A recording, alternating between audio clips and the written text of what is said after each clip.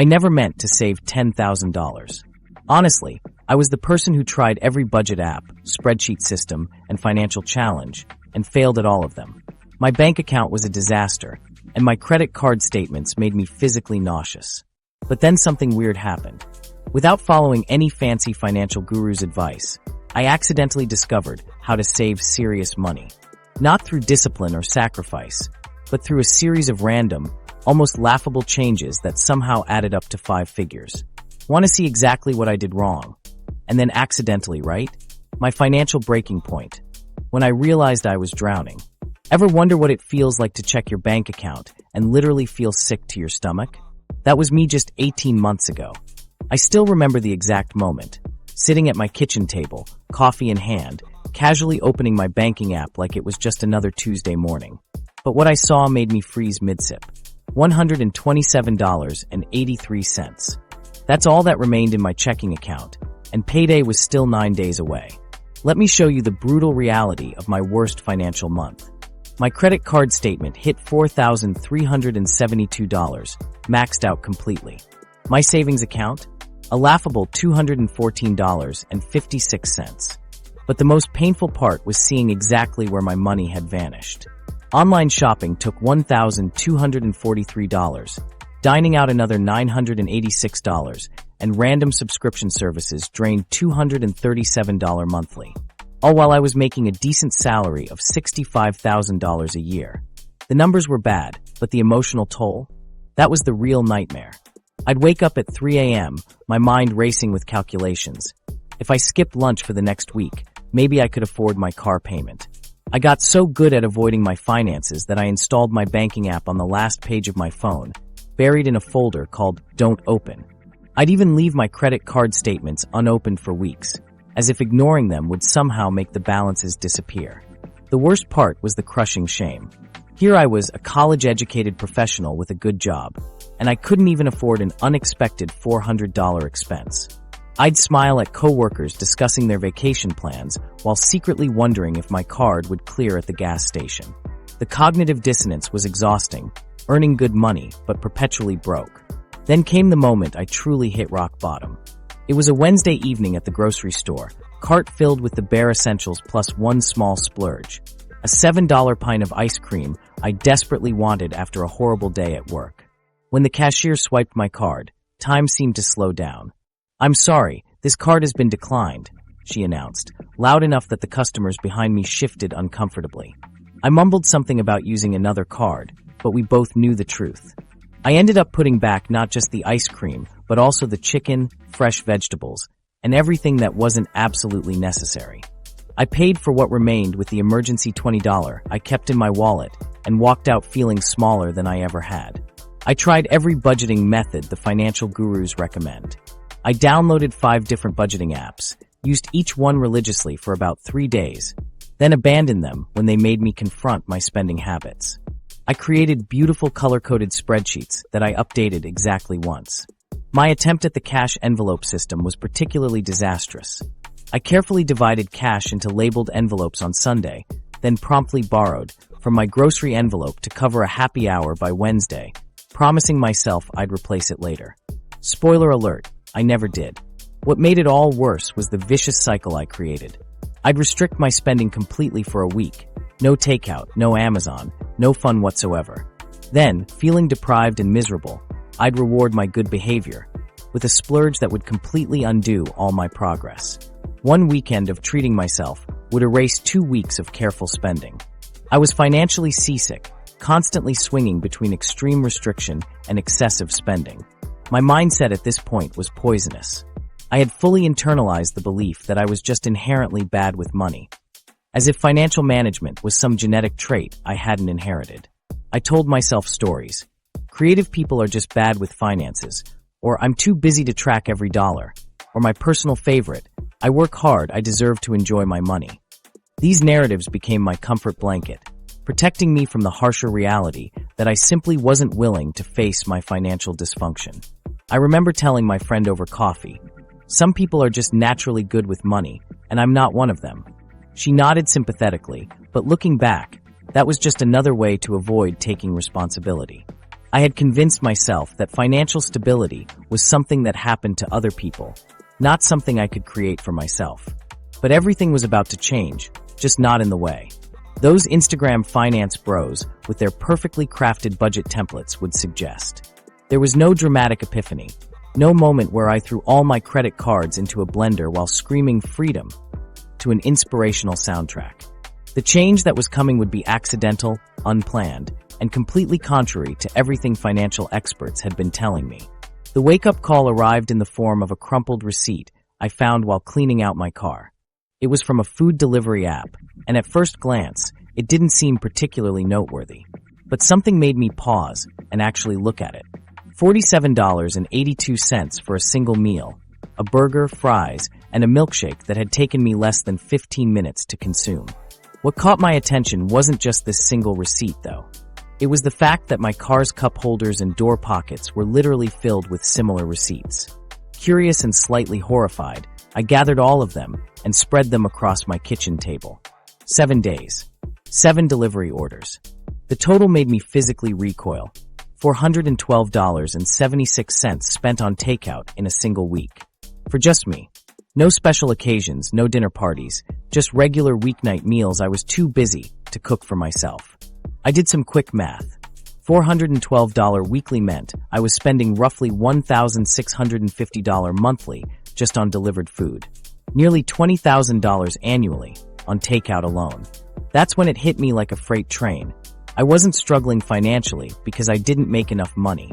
I was drowning because I was mindlessly bleeding cash on conveniences I barely even enjoyed. The subscription audit. My first accidental win. That food delivery revelation was just the tip of my financial iceberg. While I was busy mourning my takeout addiction, a random email notification popped up on my phone. Your subscription will renew automatically in 3 days. I stared at it, completely confused. What subscription? I hadn't used this streaming service in at least 4 months. Yet here it was, about to silently withdraw another $14.99 from my account. That single notification sparked a question that would change everything. What other subscriptions were quietly draining my bank account without me even noticing? I opened my banking app and started scrolling through the last 3 months of transactions. What I found left me completely stunned. There were tiny withdrawals everywhere. $9.99 here, $12.99 there, $4.99 somewhere else. Each one seemed insignificant on its own, but together, they were a silent army of tiny transactions marching straight out of my bank account every single month. I grabbed a notebook and started listing every subscription I could find. Netflix, Hulu, Disney+, HBO Max, YouTube Premium, Spotify, Apple Music. Yes, I somehow had both music services active at the same time. Then there were the less obvious ones. A meditation app one tried once, a fitness app one downloaded during a short-lived health kick, a premium news subscription, cloud storage upgrades, and even a monthly box subscription sending me products I never used. The list kept growing. A premium dating app one hadn't opened since meeting someone months ago. A language learning subscription I'd abandoned after 2 weeks of half-hearted practice. Even a monthly donation to a cause I supported, but had completely forgotten setting up. I created a spreadsheet to track it all, with columns for the monthly cost, annual cost, the last time I'd actually used the service, and whether I could justify keeping it. As I filled in the numbers, the total at the bottom of the screen kept climbing higher. What really shocked me wasn't just how many subscriptions I had. It was how many I'd completely forgotten about. A gym membership to a location I hadn't visited in 8 months. A premium tier of a service that had free alternatives I could easily use instead.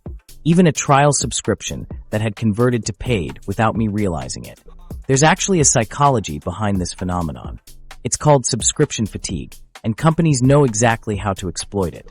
They make their cancellation processes intentionally complex while keeping the sign-up process effortless. It's why you can subscribe to most services with a single click, but canceling often requires making a phone call during specific hours, navigating through multiple menu pages, or filling out lengthy forms explaining why you're leaving.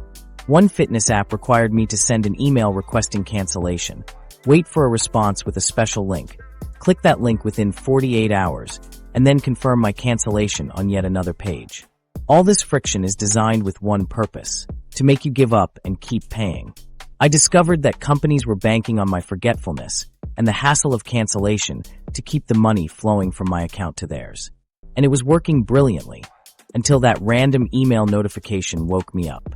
After identifying all these subscriptions, I went on a cancellation spree. Some were easy one-click processes. Others required actual phone calls and explaining to retention specialists why I was leaving.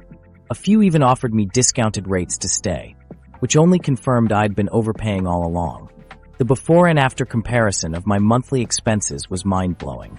Before the audit, these small charges were costing me $237 every month for services I rarely or never used.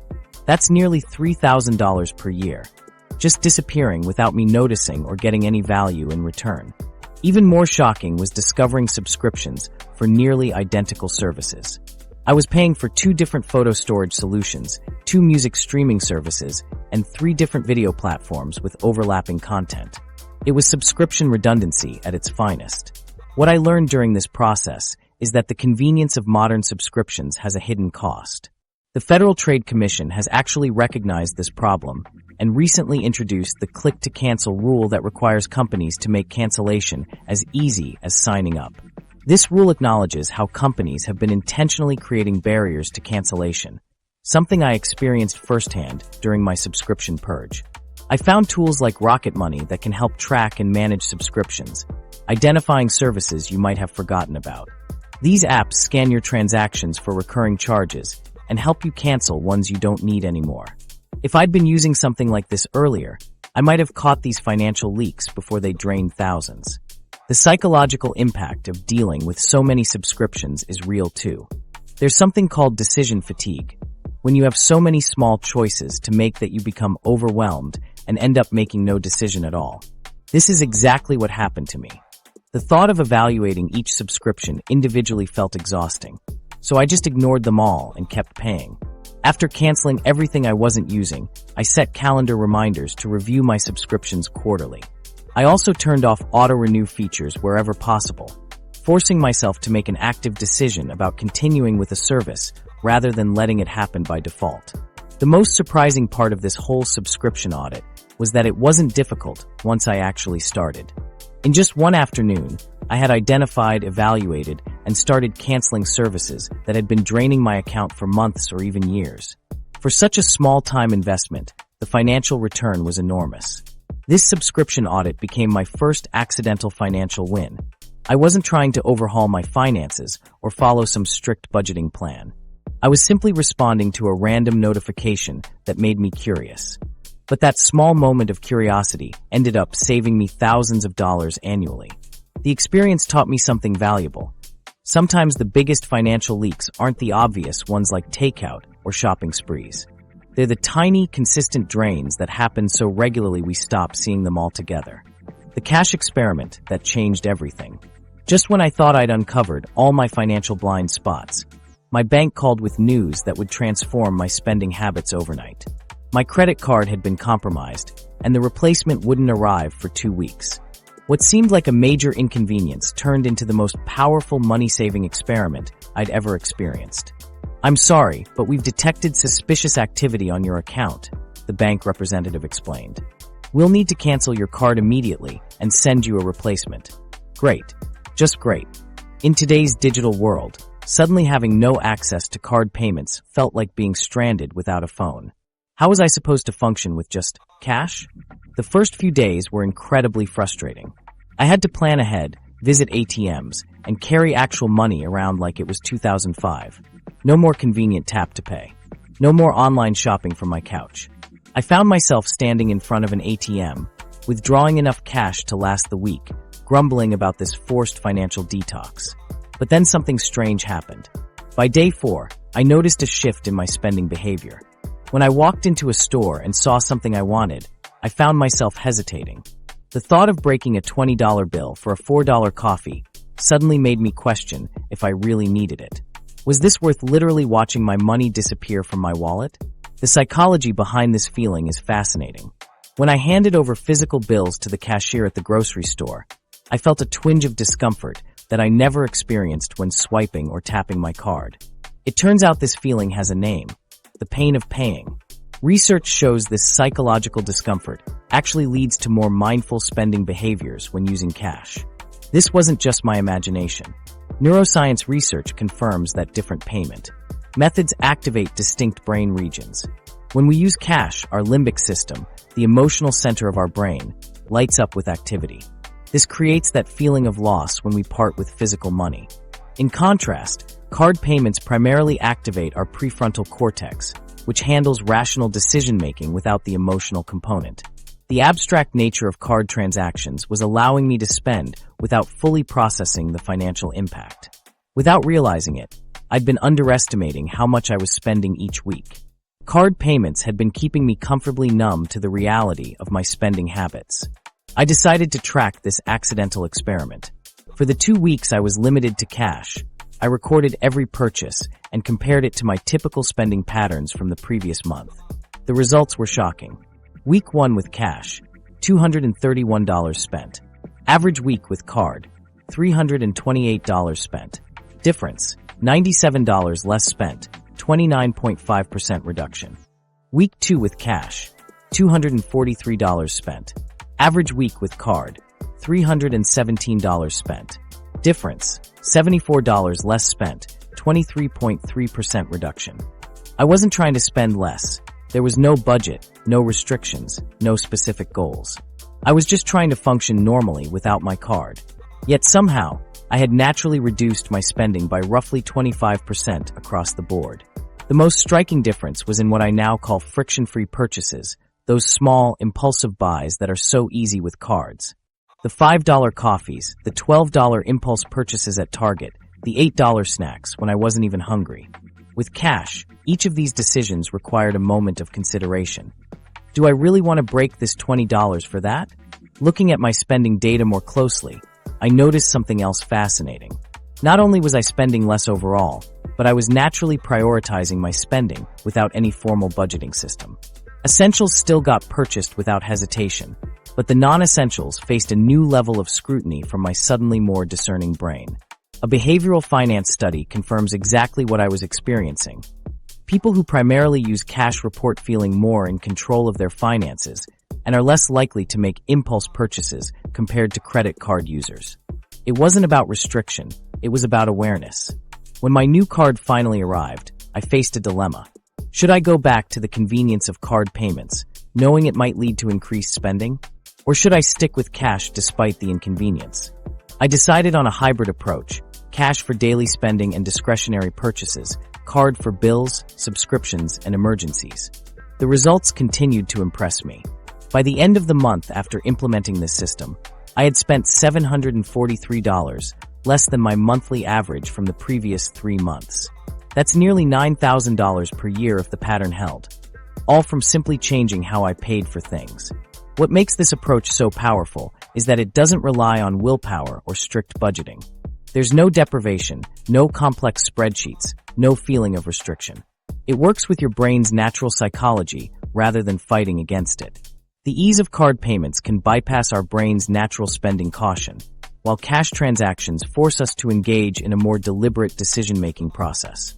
This accidental experiment taught me that sometimes the most effective financial changes aren't about adding complexity, they're about adding awareness. By making the act of spending more tangible, I became naturally more selective about where my money went. If you're skeptical about whether this would work for you, consider trying a 1-week cash experiment. Take out a set amount that you'd typically spend in a week and use only cash for discretionary purchases. You don't have to track anything or set any goals. Just notice how it feels different when you pay with physical money. For those wondering about the practicality of using cash in today's increasingly cashless world, remember that you don't need to switch entirely. Even using cash for just certain categories, like entertainment, dining out, or shopping, can help create that psychological spending awareness where it matters most. What I found most surprising was how quickly this change created financial breathing room. Within just a few weeks, I noticed my bank account staying healthier between paychecks. That constant end-of-month squeeze began to disappear, all without any feeling of sacrifice or deprivation. Meal planning, from takeout addict to accidental chef. While my wallet was getting fatter from using cash, my body was still emptying my bank account through a steady stream of takeout orders and last-minute dinner decisions. What started as a simple, let me cook on Sunday to save time, experiment accidentally uncovered where hundreds of my dollars were disappearing every month, and the culprit was hiding in plain sight in my kitchen. It all started during a particularly hectic work week. I was putting in 12-hour days on a big project, coming home exhausted, and immediately opening food delivery apps. By Wednesday, I was dreading the thought of deciding what to eat for the fourth night in a row. That Sunday, out of sheer desperation for more time, not money, I decided to try something I'd always rolled my eyes at, meal prepping. To be clear, I wasn't trying to save money. I just wanted to eliminate the daily, what's for dinner crisis that was mentally draining me after long workdays. My approach was embarrassingly simple. I made a big batch of chicken stir-fry with rice and veggies, portioned it into containers, and prepared ingredients for 2 other quick meals. Nothing fancy, nothing restrictive, just food ready to heat and eat. This won't last, I told myself as I stacked containers in my fridge. I'll be ordering pizza by Tuesday. But something unexpected happened. Not only did I stick with it that week, but I also noticed I wasn't making those daily $25 to $35 charges on my food delivery apps.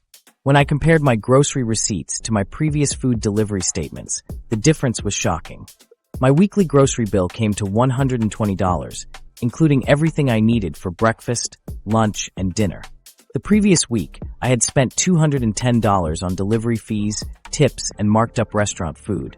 And that didn't even cover all my meals. The numbers didn't lie. My grocery store receipt showed $120 for an entire week of food, while my previous bank statement showed multiple $30 plus charges from food delivery services for single meals. I was paying nearly twice as much to eat worse food. But here's where things got really interesting. I noticed something else happening in my kitchen that I hadn't anticipated. Before starting meal planning, I'd regularly open my fridge to find wilted lettuce, moldy bread, and mysterious containers I was too afraid to open. Food waste was a constant, shameful part of my routine.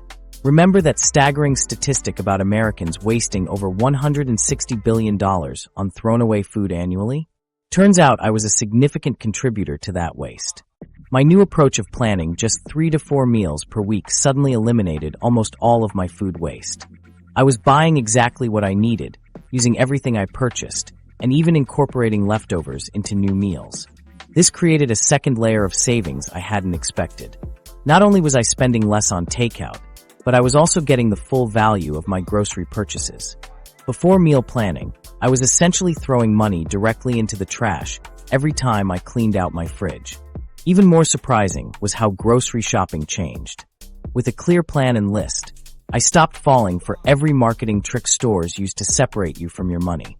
I learned that grocery stores are literally designed to make you spend more than you intended, placing essentials far apart so you see more products, putting high-margin items at eye level, and creating enticing end cap displays that make you think you're getting deals when you're not. Armed with my meal plan and shopping list, I became surprisingly immune to these tactics. I walked in with a purpose, bought what I needed, and left without the usual cart full of impulse purchases. After the first month of this accidental experiment, I sat down to compare my food spending. The month before meal planning, I had spent approximately $950 on food, a combination of restaurant meals, delivery orders, and groceries that often went to waste. During my first month of meal planning, that number dropped to $550. I had saved $400 without even trying to save money. The financial benefit was obvious, but I noticed other improvements too. Without realizing it, I was eating healthier simply because homemade food contained less salt, sugar, and processed ingredients than my regular takeout options. My energy levels improved, and my afternoon crashes became less frequent. I was sleeping better and feeling more focused during the day. This improvement in my physical well-being created yet another layer of financial benefit. As my energy increased, I found myself making better financial decisions in other areas of my life. The decision fatigue that had been plaguing me, that mental exhaustion that leads to poor choices, was significantly reduced. By eliminating just one daily decision, what to eat for dinner, I freed up mental bandwidth for more important matters. My simple system evolved over time, but remained uncomplicated. Every weekend, I'd spend about 30 minutes planning 3 to 4 meals for the week ahead, making a grocery list based on those meals, and doing one efficient shopping trip. I'd prep ingredients or full meals on Sunday, which typically took about 2 hours. This small time investment saved me hours of daily stress and hundreds of dollars each month. The beauty of this approach was its flexibility. Unlike rigid budget plans I'd tried before, meal planning adapted to my life. If unexpected plans came up, I could easily shift meals around, or freeze portions for later. The food was already purchased and prepped, so nothing went to waste. I also discovered the power of planned leftovers, intentionally making extra portions of one meal to transform into something different later in the week. Monday's roast chicken became Wednesday's quick chicken quesadillas. This strategy maximized both my grocery budget and my time. What amazed me most was how this simple change created a cascade of positive financial effects. Beyond the direct savings on food, I found myself making fewer impulse purchases at the grocery store, reducing food waste to almost zero, spending less on convenience items when energy was low, making better financial decisions overall due to reduced decision fatigue, saving money on healthcare costs as my nutrition improved. All this from a change I made to save time, not money. The most surprising part? I didn't feel deprived at all. I was eating food I enjoyed, saving money without thinking about budgeting, and eliminating a daily stressor from my life. This wasn't a diet or a restrictive budget plan. It was simply a more intentional approach to something I had to do anyway. Eat. Remember that project I mentioned? Once it ended and my schedule normalized, I considered going back to my old habits. But the financial benefits were too good to ignore. That initial $400 monthly savings translated to $4,000. The numbers don't lie, tracking my accidental progress. Those meal planning savings were impressive, but they were just numbers in my head until I decided to actually see them on paper. What if I could visualize exactly what was happening to my money? I set up a dead simple tracking system that took less than 5 minutes a week. No fancy apps, no complicated spreadsheets. And the pattern that emerged completely transformed how I think about building wealth. After seeing the early wins from my accidental changes, I became curious about the cumulative impact these small adjustments were having on my overall financial picture. But I didn't want to fall back into the trap of complicated budgeting systems that I'd abandoned countless times before. Instead, I created something ridiculously simple, a basic spreadsheet with just 2 columns, the date and my bank account balance. Every Friday afternoon, I'd open my banking app, check my balance, and record it in the spreadsheet. That's it. No categorizing expenses, no guilt-inducing budget reviews, no color-coding transactions. Just the raw numbers, once a week, taking literally less than 5 minutes to update. The first few weeks, I honestly didn't expect much. I figured the numbers would bounce around randomly, like they always had before. But by week 3, something unexpected happened. I noticed a small but consistent upward trend. My balance wasn't dramatically higher, but it wasn't dipping below the previous week's number either. By week 6, the pattern became undeniable. I added a simple line graph to visualize the data, and seeing that line creeping steadily upward hit me differently than just looking at the numbers. There was something powerful about seeing my progress represented visually that raw numbers alone couldn't convey. What gets measured gets managed isn't just a business cliche. It's a psychological principle that was working on me without my conscious awareness. Research confirms this. Visual representations like graphs and charts help us process complex financial information more intuitively, leading to better decision-making. The visual feedback created a positive reinforcement loop I'd never experienced with traditional budgeting. When I saw that line trending upward week after week, I felt a little burst of satisfaction. My brain started connecting everyday spending decisions with that upward trending line. Would that impulse purchase flatten the curve? Would skipping that unnecessary shopping trip make the line climb faster? Without deliberately trying to change my behavior, I found myself making different choices just to keep that line moving in the right direction. I wasn't restricting myself or following rigid rules. I was simply more aware of how my daily decisions affected the bigger picture. What fascinated me most was discovering spending patterns I'd never noticed before. For instance, my account balance typically dipped slightly in the middle of the month, but recovered by month end. Without this simple tracking system, I might have panicked seeing a temporary dip, thinking I was falling back into old habits. But the data showed me these minor fluctuations were normal and didn't affect the overall positive trend. I also noticed that the weeks following payday weren't my biggest saving weeks as I'd assumed. Instead, the weeks when I saw the most significant account growth were typically 10 to 12 days after getting paid, once all the major bills had cleared and my spending had normalized. The most powerful aspect of this tracking system was its complete lack of judgment. Traditional budgeting made me feel like a failure whenever I spent money in the wrong category. But this approach simply showed me data, neutral, objective information without any emotional baggage attached. This removed the psychological burden that had made previous budgeting attempts so difficult. Data visualization techniques proved incredibly effective in helping me recognize patterns that had previously gone unnoticed. The line graphs and bar charts weren't just pretty pictures. They were powerful tools that made complex financial information accessible and actionable. According to research, these visual tools make it significantly easier to comprehend financial data and identify spending patterns that might otherwise remain hidden. By week 10, I added a simple bar chart comparing my weekly account growth. Some weeks showed bigger jumps than others, but the overall trend remained positive. I started averaging about $215 in growth per week, without feeling like I was sacrificing or restricting myself in any meaningful way. This was a radical departure from my previous experience with money. Before, I'd feel guilty about every purchase, constantly questioning if I should be spending at all. Now, I had objective data showing I could spend on things I enjoyed while still building wealth. The psychological freedom this created was honestly more valuable than the actual money I was saving. The habit formation aspect of tracking proved crucial.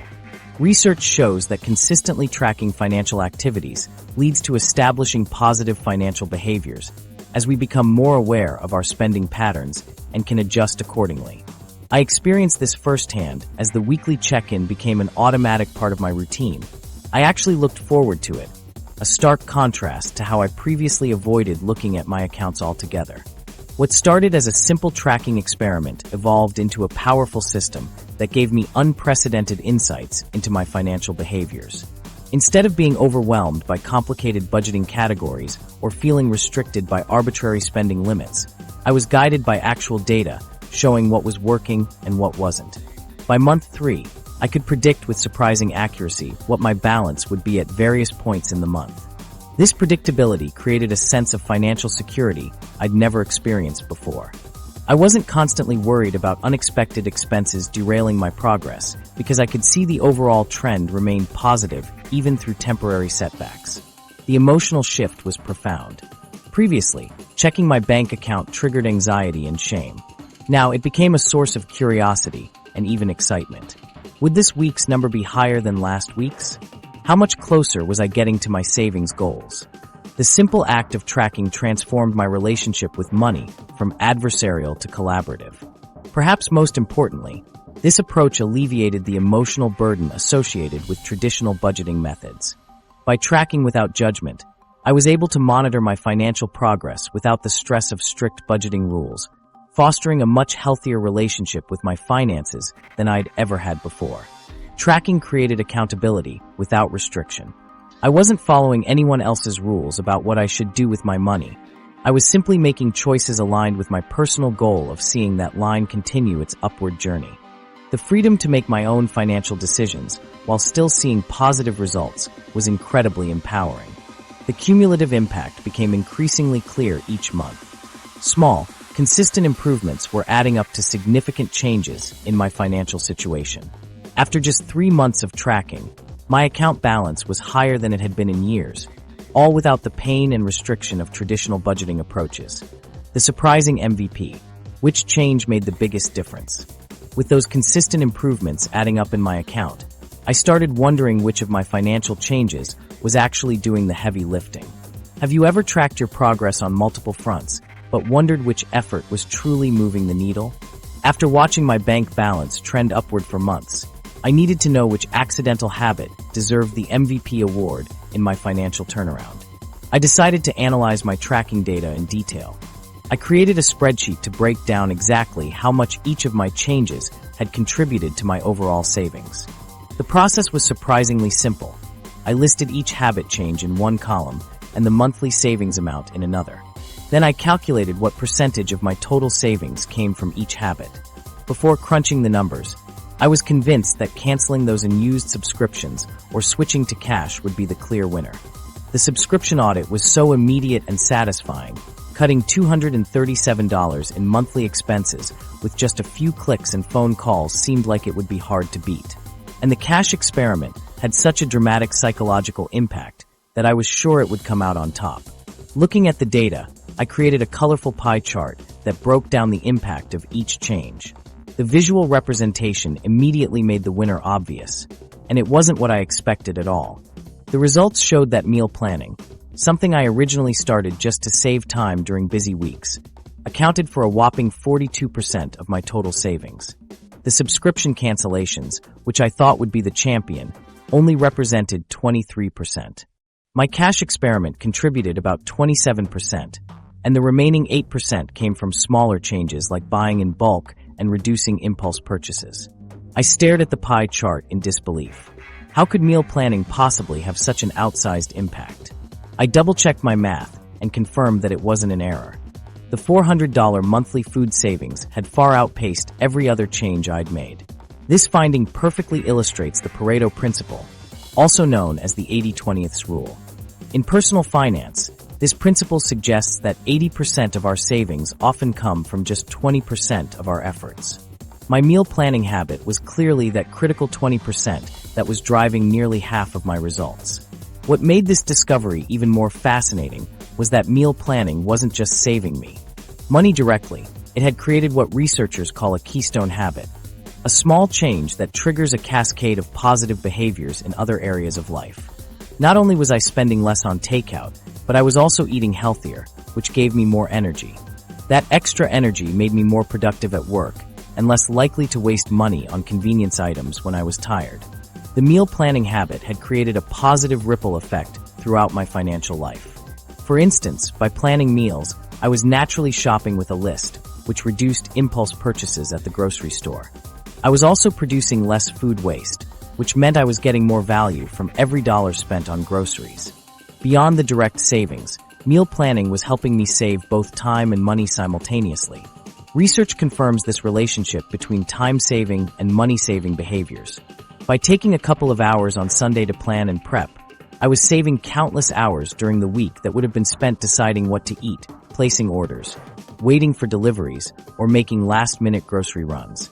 I created a bar graph comparing the monthly impact of each habit change, and the meal planning bar towered above the others. This visual evidence was a game changer for my approach to personal finance. Rather than trying to cut back across the board, which had failed me repeatedly in the past, I could focus my energy on the few habits that were delivering the biggest results. This insight completely shifted my perspective on financial improvement. Instead of focusing on restriction and deprivation, I could concentrate on high-impact habits that gave me the most bang for my buck. And since meal planning was something I actually enjoyed, unlike budgeting, it felt sustainable long-term. I pulled up my spending data from the months before and after implementing meal planning. The difference was stark, not just in food spending, but in my overall financial picture. The months after I started meal planning showed improvements across multiple categories, suggesting that this keystone habit was influencing my spending decisions even in unrelated areas. Once I identified meal planning as my financial MVP, I decided to double down on it. I invested in better storage containers, learned more efficient meal prep techniques, and expanded my repertoire of recipes. Since I knew this one habit was responsible for almost half of my savings, the small investments to optimize it were well worth it. The behavioral finance research I found supported this approach. It suggested that emotional factors heavily influence financial decision-making. By understanding these emotional triggers, I could make better choices. Meal planning wasn't just a practical money-saving technique. It was emotionally satisfying because it reduced decision fatigue and gave me a sense of control that spilled over into other areas of my finances. This discovery had another unexpected benefit.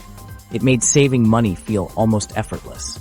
Instead of trying to maintain a dozen different frugal habits, I could focus my energy on perfecting the one or two habits that were driving most of my results. Understanding my financial MVP allowed me to maximize my savings with minimal effort. I created a detailed breakdown of exactly how the meal planning habit was generating such significant savings. The biggest chunk came from the reduction in food delivery orders, but there were other factors too. Less food waste, fewer impulse purchases at the grocery store, healthier choices leading to fewer snack purchases, and even reduced spending on cleaning supplies since I was cooking at home more often. The most powerful aspect of discovering my financial MVP was the realization that I didn't need to become a completely different person to improve my finances. I didn't need perfect habits across the board. By identifying and focusing on the one habit that was moving the needle most significantly, I could achieve remarkable results without feeling deprived or overwhelmed. I shared these findings with a few friends who were also struggling financially, and they were equally surprised. One friend realized that her coffee shop habit was the primary drain on her finances, while another discovered that his weekend shopping trips were the biggest culprit. The specific MVP might be different for everyone, but the principle remains the same. A small number of habits typically account for the majority of our financial results. The discovery of my financial MVP also made me more strategic about which new habits to adopt. Rather than trying everything at once, I could evaluate potential new habits based on their likely impact. Would this new behavior have the potential to become another keystone habit with ripple effects throughout my finances? If not, it might not be worth the effort. Looking at my actual savings data month by month, the impact of meal planning was undeniable. In the months before meal planning, my savings were modest and inconsistent. After implementing meal planning, my savings not only increased substantially, but also became remarkably consistent. The data didn't lie. This simple habit was the cornerstone of my financial transformation. The emotional roller coaster, from shame to surprise. Those consistent numbers in my savings data told only half the story. What they couldn't reveal was the intense emotional journey happening behind those spreadsheets. The psychological roller coaster of watching my bank account grow after years of decline was far more complex than I could have imagined. Money isn't just about numbers. It's deeply intertwined with our self-worth, identity, and emotional well-being. Let me pull back the curtain on what was really happening inside my head while those savings were accumulating. It turns out that approximately 90% of our financial decisions are based on emotion rather than logic, according to Nobel Prize-winning psychologist Daniel Kahneman. This statistic validated my experience completely. In the beginning, my relationship with money was dominated by shame. I'd avoid looking at my accounts for weeks, creating elaborate systems to hide from my financial reality. I'd toss mail with bank logos into a drawer without opening it. I'd feel my heart rate spike whenever a payment notification appeared on my phone. This avoidance wasn't laziness. It was a protective mechanism against the overwhelming shame I felt. I remember writing in my journal during those early days. Checked my account today. Immediately felt sick. Why can't I figure this out when everyone else seems to manage just fine? Maybe I'm just broken when it comes to money. The belief that I was inherently bad with money had become core to my identity, and breaking free from that narrative proved surprisingly difficult. As the small changes I'd implemented started to work, a strange new emotion emerged: disbelief. I captured this in another journal entry from about 2 months into my journey. Checked my account balance today. Higher than last week. Again, keep waiting for the other shoe to drop. This can't possibly continue. I'll probably mess it up somehow. This skepticism was a form of self-protection. If I didn't believe the improvement was real, I wouldn't be disappointed when things inevitably crashed back down. What I didn't realize was that this disbelief was creating a new obstacle. I was unconsciously waiting to fail. Around the 3-month mark, something fascinating happened. My disbelief began battling with a tentative hope. My journal from this period shows the internal conflict. 6 weeks of consistent improvement now. Part of me wants to believe this is real change. Another part is terrified to hope. What if this is just a fluke? But what if it's not? This psychological tug-of-war was exhausting.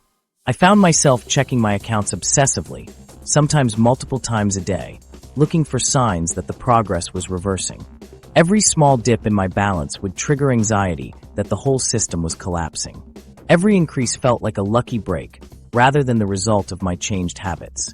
What I was experiencing has a name in financial psychology: money scripts. These are unconscious beliefs about money that we develop from childhood experiences and cultural messages. My particular money script told me that financial stability was for other people and that I was destined to struggle. Even as evidence mounted to the contrary, my brain clung to this familiar narrative. One particularly revealing moment came around month 4. I was reviewing my account balances when I realized I had enough money to cover an unexpected car repair without stress. Instead of feeling relieved, I felt strangely guilty, as if I didn't deserve this financial breathing room. I wrote, "Had to pay $430 for new brakes today. The money was just there. No panic. No credit card. No borrowing. Just paid it. This feels wrong somehow, like I'm breaking some rule about who I'm supposed to be." This guilt revealed how deeply I'd internalized my identity as someone who struggled financially. Financial improvement wasn't just changing my bank balance. It was challenging my self-concept. Who was I if not the person always worrying about money? By month 6, a new emotion began emerging, genuine confidence. Not the false bravado I'd sometimes put on before, but a quiet certainty grounded in evidence. My journal from this period shows the shift. Realize today that I haven't felt that stomach-dropping panic about money in weeks. When did that stop happening? The numbers aren't just numbers anymore. They're proof that I'm capable of change. The emotional transformation accelerated as I gained financial awareness.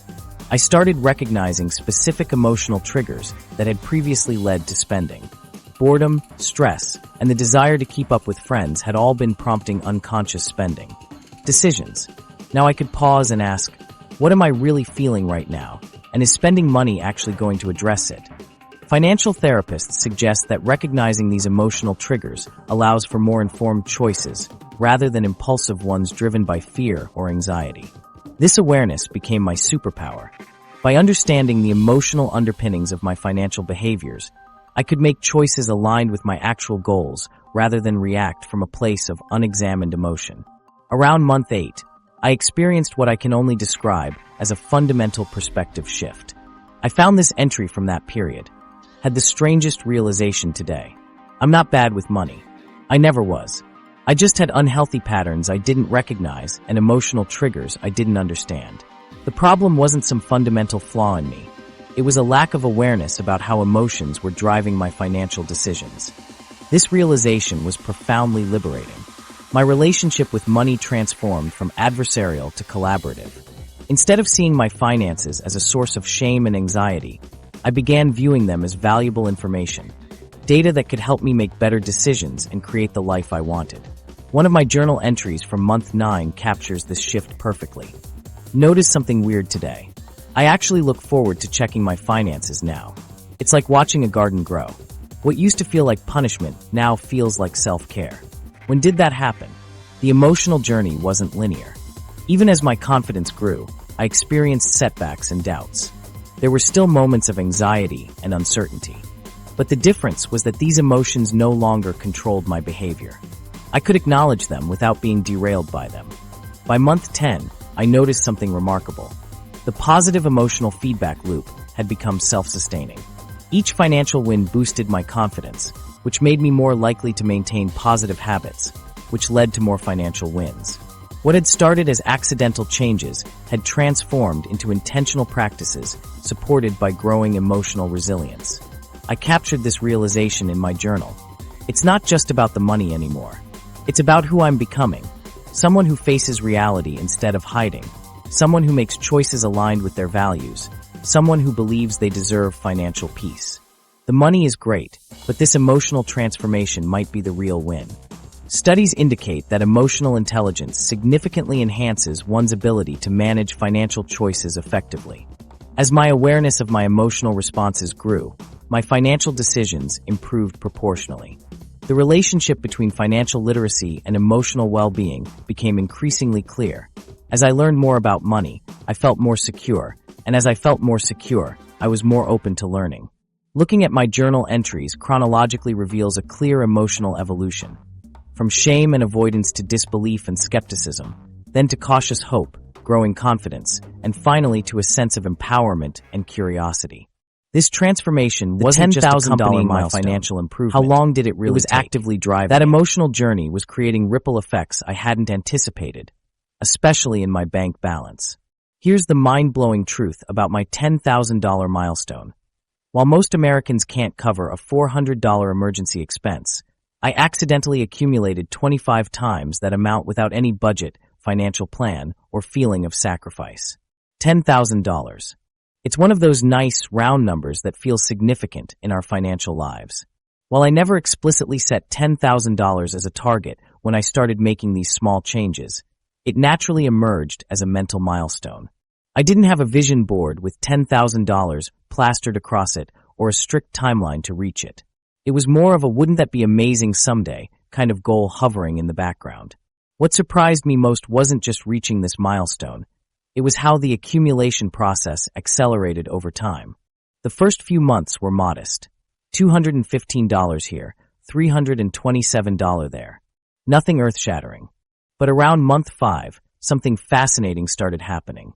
The savings began compounding, not just financially, but behaviorally. Let me break down what this looked like month by month. Month 1, $412 saved, mostly from subscription cancellations. Month 2, $743 saved, cash experiment kicking in. Month 3, $864 saved, meal planning fully implemented. Month 4, $912 saved, small tweaks to existing habits. Month 5, $1,053 saved, psychological momentum building. Month 6, $1,187 saved, compound effect becoming visible. Month 7, $1,238 saved, habits becoming second nature. Month 8, $1,296 saved, less mental energy required. Month 9, $1,325 saved, spending patterns stabilized. Month 10, $1,378 saved, additional micro-optimizations. Month 11, $1,426 saved, virtually no effort required. Month 12, $1,468 saved, financial autopilot engaged. Month 13, $1,503 saved, crossed the $10,000 total threshold. I still remember staring at my banking app in disbelief during month 13. The balance read $10,126.47. I hadn't just reached the milestone, I'd blown past it. And the truly shocking part? I'd done it in just 13 months without ever feeling like I was sacrificing or restricting myself. What's fascinating about this journey is how it contradicts conventional wisdom about habit formation. We're often told that the beginning is the easiest. You're motivated, excited, and riding that initial wave of enthusiasm. But my experience was exactly the opposite. The early months were the hardest, with each small decision requiring conscious effort. By months 10 to 13, saving had become virtually effortless. This is where psychological momentum played a crucial role. Research indicates that when we see our savings grow, we're more likely to continue saving. This positive reinforcement creates a feedback loop that actually makes the later stages easier, not harder. It's like pushing a boulder. The initial push requires significant effort, but once it's rolling, it develops its own momentum. The visualization of this growth was particularly powerful. I created a simple graph tracking my cumulative savings, and watching that line climb higher each month became addictive. The steeper that curve became, the more motivated I felt to keep going. It wasn't just about the numbers. It was about proving to myself that I could achieve something I previously thought impossible. When I crossed that $10,000 threshold, something fundamental shifted in my perspective about money. I realized that financial milestones I had once dismissed as not for people like me were actually within reach. If I could save $10,000 without really trying, what else might be possible? Could I save for a house down payment? Start investing more aggressively? Perhaps even reach financial independence earlier than I'd ever imagined? This achievement made me question so many other financial rules I'd accepted as gospel. I'd always heard that building substantial savings requires years of sacrifice and extreme discipline. Yet here I was, having saved $10,000 in just 13 months without any formal budget, spreadsheet, or deprivation. The most compelling aspect of reaching this milestone wasn't the number itself. It was the realization that I'd done it without falling into the trap of extreme frugality. I wasn't eating ramen noodles every night or saying no to every social invitation. I was still living my life, just with more awareness and intentionality around my spending choices. One of the most striking comparisons that put this achievement in perspective was learning that approximately 40% of Americans struggle to cover a $400 emergency expense. I had managed to accumulate 25 times that amount in just over a year, simply by becoming more aware of my spending patterns and making small, sustainable changes. The compounding effect became particularly evident around month 5.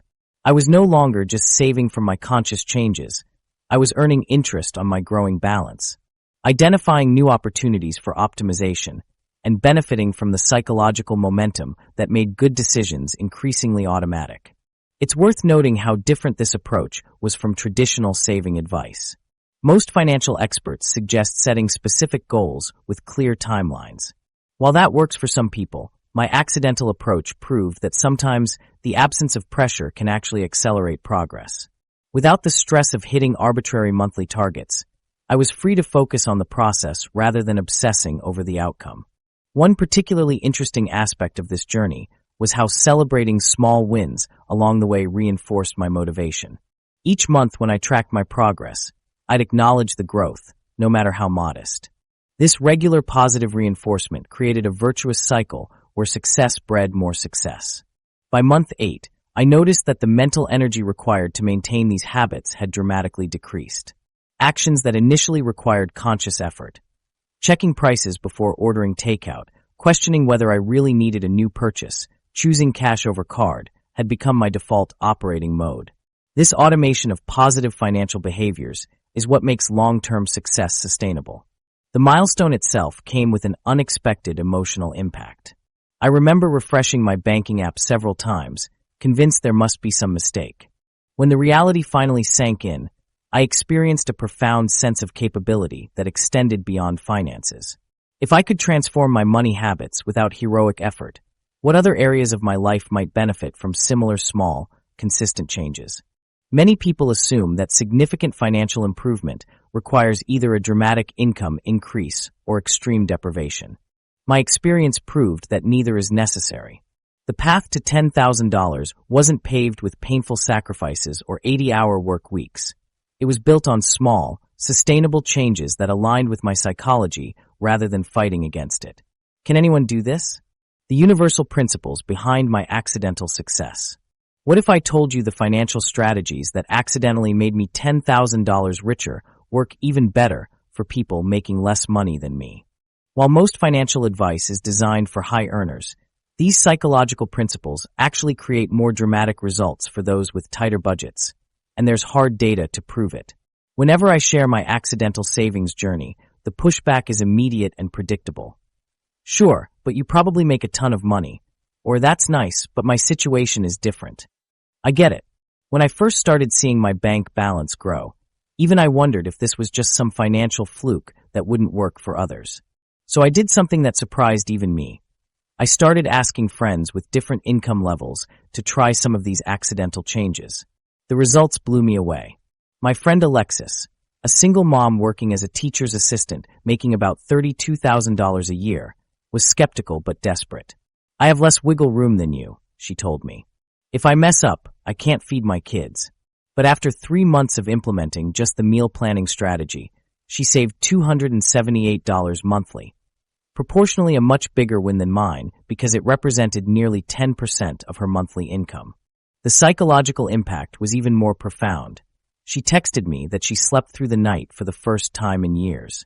Then there's Marcus, who makes about $85,000 in tech sales, more than I do, but was saving less than I was with my accidental methods. His high income had created a false sense of financial security that led to mindless spending. When he tried the cash experiment, his savings rate was only about 15%, significant, but less dramatic than people with tighter budgets who saw 25 to 30% reductions. This pattern kept repeating. The lower someone's income, the more impactful these small changes became as a percentage of their total financial picture. It wasn't just anecdotal evidence either. When we look at the psychology behind why these changes work, it becomes clear why they're universally applicable regardless of income level. The concept of minimum effective interventions in personal finance suggests that small, manageable changes can lead to significant financial improvements. This principle works at any income level because it targets the hidden psychological drivers behind our spending habits rather than just imposing mathematical restrictions. Take automation, for example. Setting aside even a small percentage of income for retirement creates a foundation for better financial health, whether you make $30,000 or $300,000. The key is finding the right psychological lever to pull, the one that creates the biggest impact with the smallest effort. What makes these accidental changes so powerful is that they sidestep the biggest obstacle to financial improvement: our own psychology. Traditional budgeting. Methods often fail because they fight against our natural tendencies and emotional relationships with money. One friend who tried my methods pointed out something fascinating. Traditional budgeting feels like a diet, restrictive and doomed to fail. This accidental approach feels more like changing how your kitchen is organized so you naturally reach for healthier foods. That insight captures exactly why these changes stick when stricter methods fail. The 50/30/20 budgeting rule is another universally applicable strategy that works across income levels.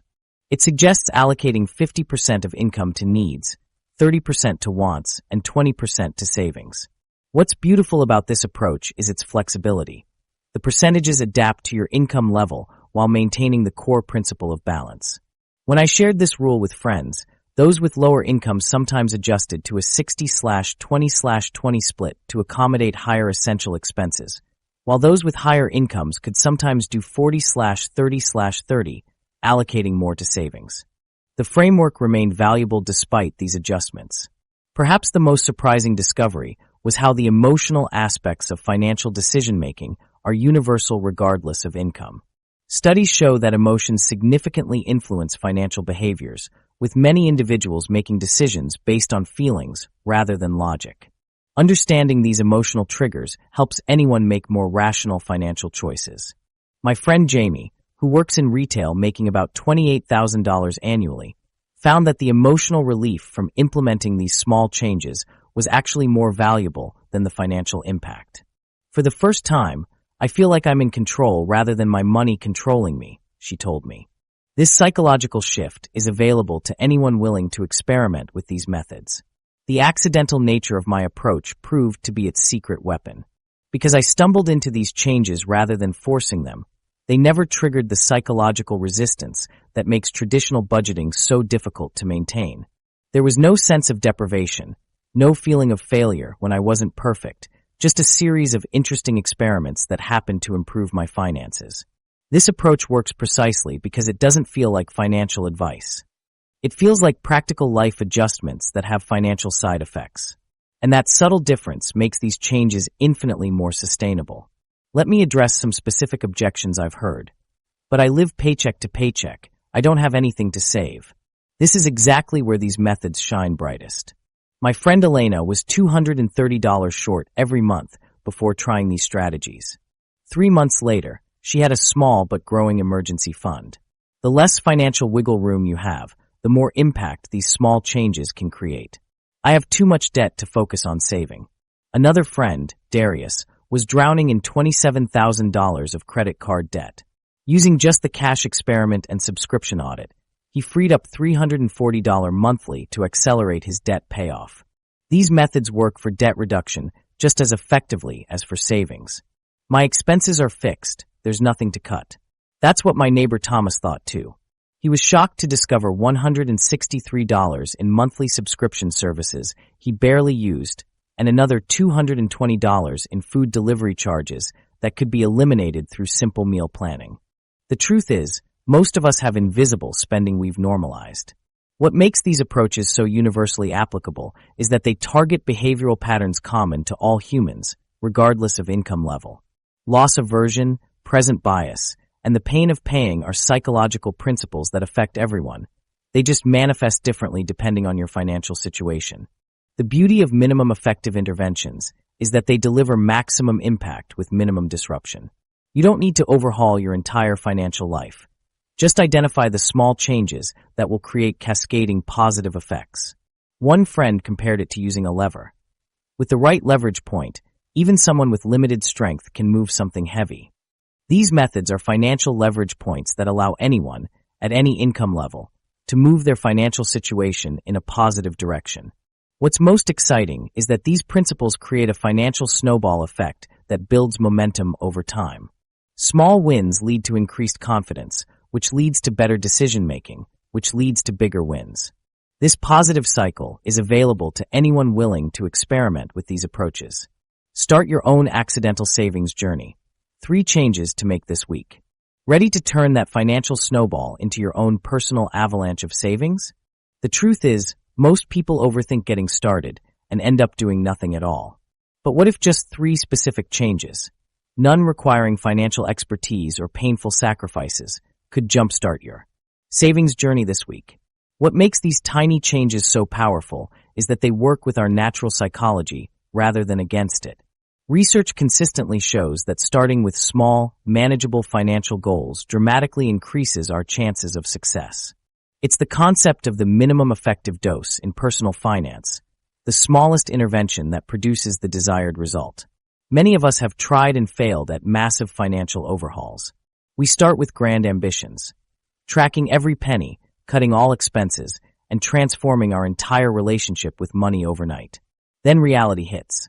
The process becomes overwhelming, willpower drains, and we abandon ship, often feeling worse than when we started. This isn't a personal failure. It's a predictable outcome of trying to change too much at once. The beauty of these 3 changes is that they don't require you to become a different person. You don't need iron discipline or extensive financial knowledge. You just need to implement specific actions that work with your existing habits and psychology. Let's start with the subscription audit. This is your quick win that takes less than an hour but delivers immediate results. Begin by downloading 3 months of bank and credit card statements. Create a simple spreadsheet with 3 columns: subscription name, monthly cost, and do I use this regularly? Go through your statements line by line, highlighting any recurring charges, especially those under $20 that often fly under the radar. For each subscription, ask yourself, if this service disappeared tomorrow, would I immediately resubscribe at the current price? If the answer isn't a clear yes, it's time to cancel. Don't fall for the sunk cost fallacy. What you've already spent doesn't matter. What matters is whether this service delivers value going forward. Implementation intentions are crucial here, setting specific plans for when and how you'll take action. Research shows this significantly increases follow-through. For example, after lunch on Saturday, I will spend 30 minutes reviewing my statements and identifying subscriptions to cancel. For each cancellation, note the date and amount in your tracking system. This creates tangible evidence of your progress and reinforces the positive impact of your actions. Most people identify between $50 to $200 in monthly subscription costs they can eliminate without any noticeable impact on their quality of life. Next is the cash experiment, which leverages our emotional relationship with money. You don't need to switch entirely to cash. Just try using it for your most problematic spending categories for 1 week. For many people, this includes dining out, entertainment, or impulse purchases. Withdraw a predetermined amount for these categories at the beginning of the week. When you're out and about to make a purchase, physically paying with cash creates a moment of awareness that card transactions don't. This increased friction helps align your spending with your true priorities. Create a simple tracking method that works for you. This could be as basic as taking a photo of your remaining cash each evening or jotting the amount in a notes app. The goal isn't to restrict yourself, but to increase awareness of where your money is going. Research suggests people who track their spending are significantly more likely to achieve their financial goals. What makes this experiment powerful is that it doesn't rely on willpower. Instead, it changes the environment in which your decisions occur. The psychological impact of physically handling cash activates different parts of your brain than digital transactions do, making spending feel more real. The third change, implementing basic meal planning, might seem unrelated to finance, but it's often the most powerful intervention. Start extremely simple. Plan just 3 dinners for the coming week. Write down what you'll make, check what ingredients you already have, and create a focused shopping list for what you need. Templates and tools make this process easier. A simple note on your phone with 3 meal ideas, ingredients needed, and a shopping list is all you need to begin. The key is consistency, not complexity. Don't aim for gourmet meals or extreme batch cooking. That comes later if you want. Just focus on having a plan for those nights when decision fatigue hits hardest. Many people experience dramatic reductions in food spending without feeling deprived. The secret lies in eliminating the daily "what's for dinner?" question that leads to expensive last-minute solutions. The power of these 3 changes lies not just in their direct financial impact, but in how they create a cascade of positive effects. Studies show that automating savings, which becomes much easier once you've freed up cash through these changes, leads to significantly higher success rates in reaching financial goals. As you implement these changes, keep your tracking simple. Emotional awareness plays a crucial role in financial decision-making, according to research from Vanguard. Understanding when and why you spend helps you make more rational choices. A weekly financial check-in that takes just 5 minutes can transform your relationship with money. Set a recurring calendar reminder for the same time each week. Note your current account balance and any changes you've implemented. Keep this record somewhere visible. Seeing progress over time creates powerful motivation. The key is consistency, not perfection. Regular reviewing and adjusting of your financial approach is essential for maintaining momentum.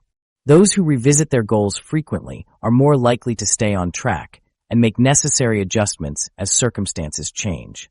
These 3 changes work together to create a financial snowball effect. Small wins boost confidence, which leads to better decision-making, which produces bigger wins.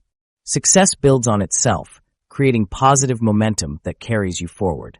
What's remarkable about this approach is that it doesn't require deprivation. You're not eliminating joy from your life. You're eliminating waste. You're not restricting yourself. You're aligning your spending with what truly matters to you. The subscription audit eliminates services you don't use. The cash experiment helps you spend more intentionally. Meal planning reduces waste while improving your health and reducing stress. Expect to see noticeable changes within the first month. By week 3, most people report feeling more in control of their finances. By week 6, the numbers begin to show clear improvement. By month 3, these changes often feel like second nature, requiring minimal effort to maintain. Remember, financial transformation isn't about overnight miracles. It's about consistent application of small, powerful changes that compound over time. The 3 changes we've discussed take less than an hour to implement, but can potentially add thousands to your bank account this year. So here's what I've learned after my accidental $10,000 savings journey. It's not about grand financial strategies or extreme budgeting. The real magic happens when you make small, sustainable changes that work with your natural behaviors rather than fighting against them. Behavioral economists have consistently found that tiny, manageable adjustments to our financial habits create much more lasting success than attempting major overhauls that often lead to burnout. The research is clear. People who focus on small, achievable goals end up saving more in the long run. You don't need a finance degree or ironclad willpower. You just need to identify your personal spending blind spots and make tiny tweaks that feel almost effortless. That's the beauty of this approach. It doesn't feel like sacrifice because you're working with your psychology, not against it. If you start today with just one small change, whether it's a subscription audit, cash experiment, or meal planning, you might be shocked at where you'll be this time next year. Remember, financial transformation isn't about dramatic gestures. It's about